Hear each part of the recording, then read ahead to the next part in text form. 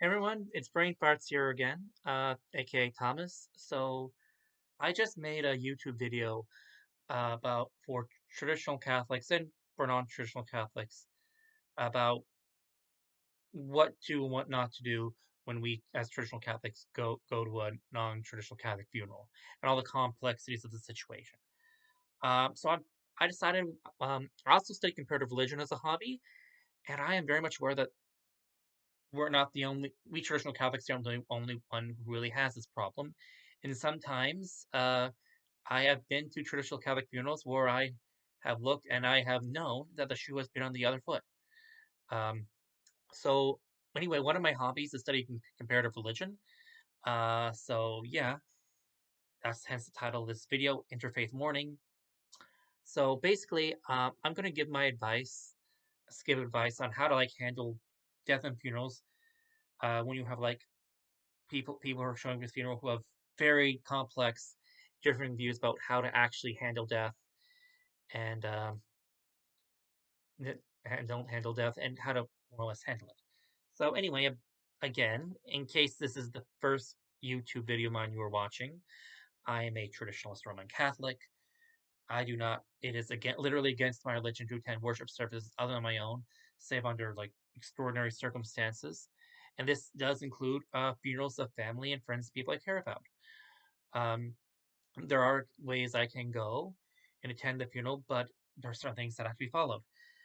And also my attitudes towards death, how I handle dying, how I handle being buried, getting funerals, not just for myself but for other people, is very, very different, even with when it comes to other Christians.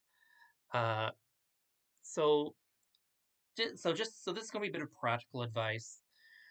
So I know other people, and I've been online and I found that like I'm not the only one who has this problem. Uh, I know that there are Baptists. I've read articles online by Protestant ministers who go to funerals, and most of the congregation, pretty much, they're the only Christian at a Christian funeral, and they feel like they're there because they go with the flowers. Their words, not mine. Uh, I've read about I've read articles online about atheists going to Christian funerals, how they say they feel cheated and gypped because they go to a Christian funeral service, and they feel like it's nothing about they're going to say goodbye to the grandfather who they think is just gone, and they feel like they even mentioned my grandfather, and they feel offended. And I've heard about Catholics going to Protestant funerals, and they say like, "There's no prayer for the dead. That's how I pray." And I've hear Protestant and occasionally read even Protestants going to Catholic funerals saying, "What's going on?" And I've been at traditional Catholic funeral masses, and I've sat next to like non-Catholics, and they're leaning over and leaning over because they never been to let mass, and they say, "What the frig is?" And they basically say, "What the frig is going on here?" So, we people can be different, and especially at funerals, it's the most likely case when you have any religious service where you'll have non people who aren't of that religion in attendance. So, um, I'm just going to give a bit of a so I just thought I'd give a bit of advice for people on how to like handle the situation. Um, so some a few rules. So basically, just a few rules, just a few think concepts to keep in mind for everyone. Number one, if you are planning this funeral, number one, if you're planning this funeral, there's a decent chance this day and age that people are going to go to it and they're not. There are going to be people there who have no. At the very least, you're going to have someone who either has no clue what's going on or does not relate to what the funeral is being said or done at all. Like, I don't care. Maybe the funeral, maybe you're Baptist and it relates greatly to you. It means it gives a lot of consolation. You have peace of mind to you. They're in heaven. You're a Baptist. Yes, my dead brother's in heaven. He's with the Lord. Oh, it's wonderful. I assure you, the atheist sitting next to you feels very much like an outsider. Uh, uh, and if you're an atheist and you plan an atheist funeral for an atheist husband, I guarantee you that Christian sitting next, who's down the back to you, is worrying about that person's soul, and it's tormenting them. Or you're a traditional Catholic and you've been going to a Protestant funeral and you've been told, oh, and you're told, oh, he's at peace, never at peace, and you're thinking, like, no, he's not, and you just want to scream through the roof. That's happening at every funeral. Also, you are getting, this is going to be unfamiliar, you're going to be getting people show up to pray, you're going to get people showing up just to show respect. And I don't care what, also, whatever your views are, even if it's like a religious, you thought maybe plan a religiously neutral funeral, there are going to be people who aren't going to relate to that either. Um, and there are people who do feel like they, including clergymen, because I read online, I've seen message boards written by clergymen who say they flat out feel like they're useless, they're there, they feel like they're being used because, again, like I said before, they feel like they're like they go well with the decorations.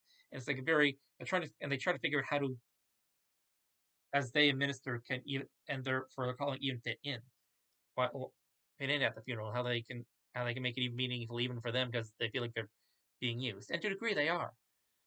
So that's just a bit of advice on how to handle all this. First, number one, um, I'm completely against the idea of doing a full-on secular funeral, and I generally take the view that for the most part, that you bury a person in the religion in which they followed during life. Maybe they had a deathbed conversion that changes something, sure, and that they should respect that. But overall, like if someone had lived a Baptist, even nominally, they should be buried as a Baptist. If someone lived their life as a traditional Catholic, bury them as a traditional Catholic or Buddhist. Do so as a Buddhist, and that should be like the main funeral. Not saying like other people, if you're say a Baptist and your Hindu aunt died and you want to have a Baptist memorial service them on your own, that's fine. But when you actually bury the person, I do take the position that it is just appropriate to bury them the way they would go. First, for a number of reasons. One, it shows respect to the person who has died, not the person you thought they were or wanted them to be. And I think that is a healthy way of approaching funerals. Um, that is a healthy way of approaching death.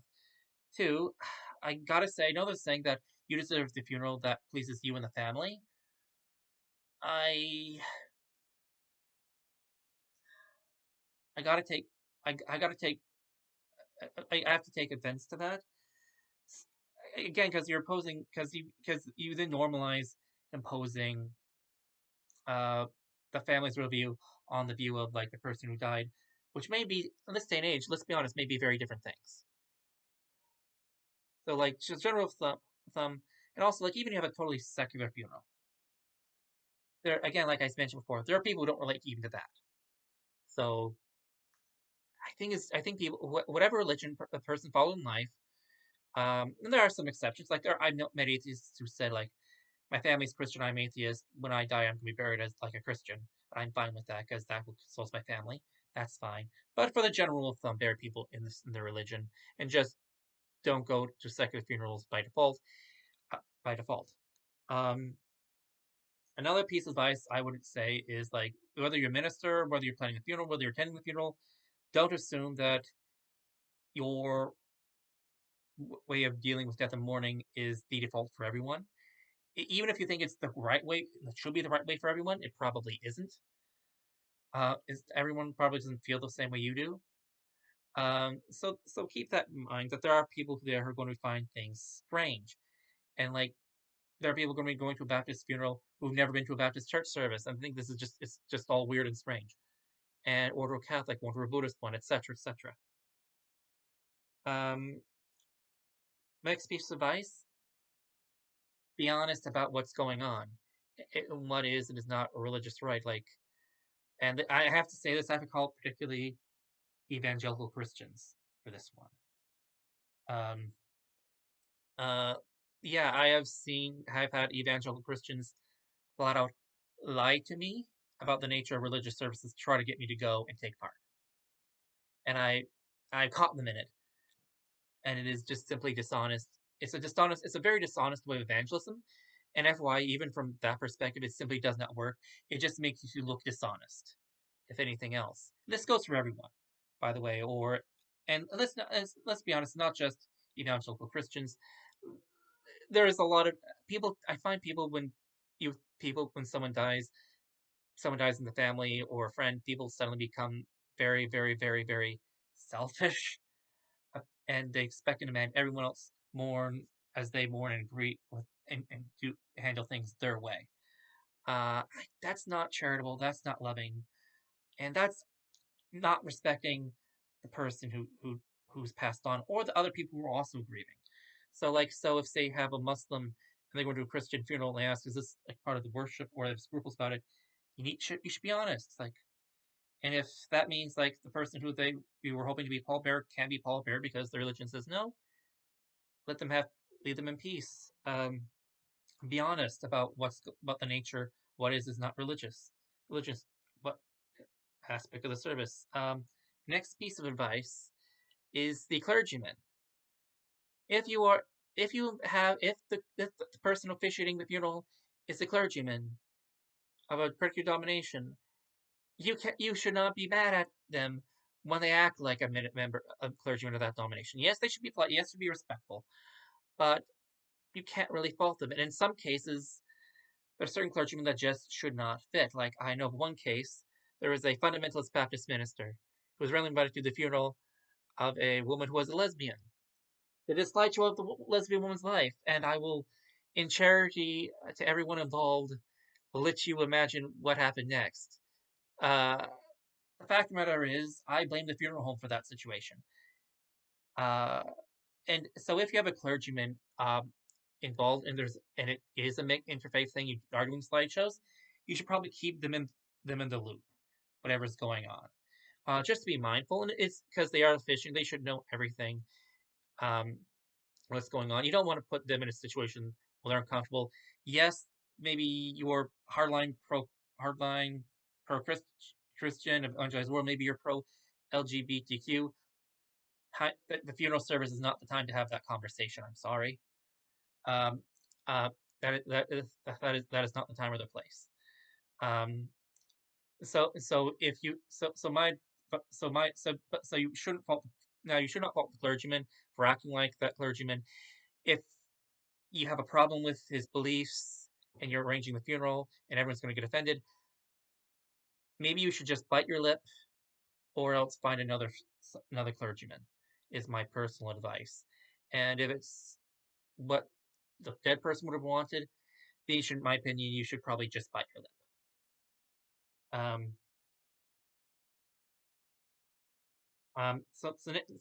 next piece of advice, um, let people know what's going on in the service. Like, most people have no clue what a lot of hymns are today in any denomination.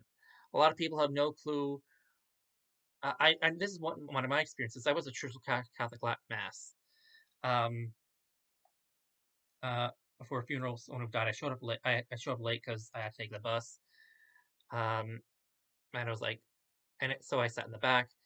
There was some like not, visitors who were never into Latin Mass before. And it was a traditional Latin Mass, which, by the way, is baptism by fire when going to Latin Mass for the first time. Uh, and they would say, "What's going on? What's going on?" Like, and I remember seeing, and they said, "Here's the funeral service." It was a bunch of loose sheets of paper, and it said, "How is the offertory?" And it said the Latin words the offertory, and the English translation was half cut off another piece of paper, and it was just utterly chaos. Um, any funeral service you have, my advice is give all the hymns in it word for word. If it's in another language, because for religious reasons or whatever reason, have one side in the liturgical language that in phonetical form, have another side of it in English translation, so in chronological order, so they know what's going on, and maybe even have some explanations as to what things represent. That is the way you could probably share your faith, by the way, legitimately, peacefully, and respectfully at a funeral service. This is what's going on. This is what this belief believes, and here you go. And that's probably a good way to actually share your faith as well as let people know what's going on at the funeral service, because they've been there before. Because even if you've been to it 1,000 times yourself, there's probably people going there for like only the first or second time ever. Even if it's, and this goes for like even evangelical Christians. even like Baptists, your world is probably very different. Um, next, another piece of advice that I think may be a good idea is is the reception after the service. Now, some cases the reception is also a religious event, um, but I know at least among most Christian churches, which is like majority where I live, um, the the reception is not considered religious. That needs should be emphasized, in my opinion, and not enough. It's not emphasized enough. It does allow for that's it does allow for people who would not be included in eulogies, who may feel excluded from because it's a different religion from what they go to at least express how they feel, show their respects, pay their respects to the deceased by giving some eulogies at the reception, and I think that's a great would be a great way to include them. Um, Allow you can have these slideshows, these fun things, even in and it's and you can and I'm not you can have all these things at the reception after the service. Maybe you belong to a religion where that's okay to do that during the service, but even some guests may not necessarily feel comfortable taking part doing that in the context of religious service, or maybe your religion forbids it, and other people who do want to do it can't do it because of that. A reception will be a great way to include these people, include these other people who might otherwise not feel comfortable in the context of religious service. Um, and my personal advice is, if you can, if it's allowed in the religion, maybe even have the cough wait in the hearse, have it wait around while the reception is going on, and then after the reception, then you go off and do the burial as the grand finale. Um, but that's just a suggestion, so that the body's around for people who are still mourning, and they can say their goodbyes privately. Um, Again, just a suggestion, just a thought. Um, and so, for controversial opinion, this is one thing I do want for when I'm buried: segregated seating for worshipers versus non-worshipers. This is just an idea. Bear with me on this. It's probably not the right idea for everyone.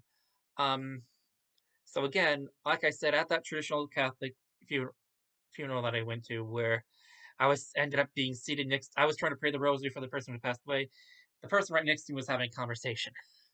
What is going on? Like, we were clearly light years apart in how we were dealing with the situation, even though we both knew the person, both loved them. Light years apart. Uh, I think we should it'd be good to personally. I think that'd be good to just honestly do it that deal with it that way. Not saying put someone in a dinky corner where no one can see, but like maybe like there's two aisles, one aisle for people who are praying, one aisle for the people who aren't, something like that, or something like that. Um, but yeah, like if but like if someone is if you're saying what's going on, you want to whisper for what's going on. Yeah, I don't know what's going on. If that's what your experience at the funeral is. Hey, what's going on? Huh? You feel very alien. Similarly, if you're trying to pray at the service, Our Father who art in heaven. Hey, what's going on? Isn't this weird? I guess I'm praying. This is how I pray all the time. But yeah, isn't it strange? It's it it makes for an awkward situation for everyone. It's actually, so my opinion, especially with ushers seating people, if you're praying, my attitude is like, if someone's my opinion, especially the person religious, um, it might be a good idea to have, like, personally, my opinion is like one aisle for people who are actually praying, other aisle for those who aren't, and and it's just an idea to think about for those who may or may want to try it. May or may want to try it. That's generally that's just some general idea. So yeah. So anyway, just a few thoughts on how, if you are dealing with like funerals and there's an interfaith celebrate and the funerals, and how to handle people who've passed away. Just a few thoughts and a final thought. Um, to just pop in mind right now, actually. There are a lot of today. I've heard that my generation millennials are often having more when we are getting married. We're having more than one wedding. I don't mean we're getting divorced and remarried. I mean like same couple. In order to include different families and different relatives of different areas are having more than one ceremony to include all the family who may live distantly, may have different backgrounds or beliefs. Um, why not have more than one funeral when someone passes away? Like, um, someone passed away. I know that historically that's what happened with Edward VI is he was buried in Protestant rites in Westminster Abbey. Meanwhile, Queen Mary, who was a successor and a Catholic, had three masses said for his souls at the Tower of London. At three masses said for the both soul in the Tower of London. So, and I've actually had this happen before with an Orthodox priest friend of mine. He was given an Orthodox funeral. A lot of people couldn't attend because it's very short notice, and that's how you had to bury him. You're supposed to bury them quickly in Eastern Orthodoxy, apparently. Um, a lot of people was like, later on, uh, after about a year later, there was for people who couldn't attend, there was a non-religious celebration of life. There were some people who said some prayers because he knew a lot of clergymen, obviously.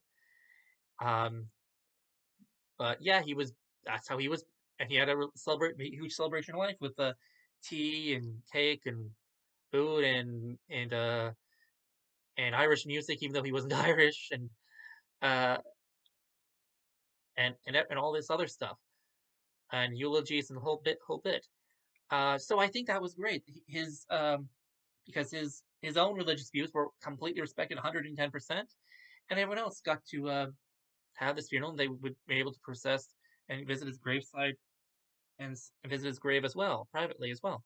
So, personal advice, that I think that would be a good idea. That maybe not on such a huge grand scale, but like I think that's something that I think people should in our society try to normalize a bit more.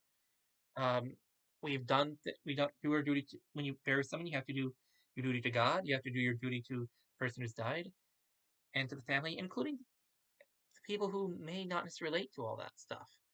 And that's just a charitable, loving thing to do. So, just a bit of advice for everyone. Okay, stay safe, everyone.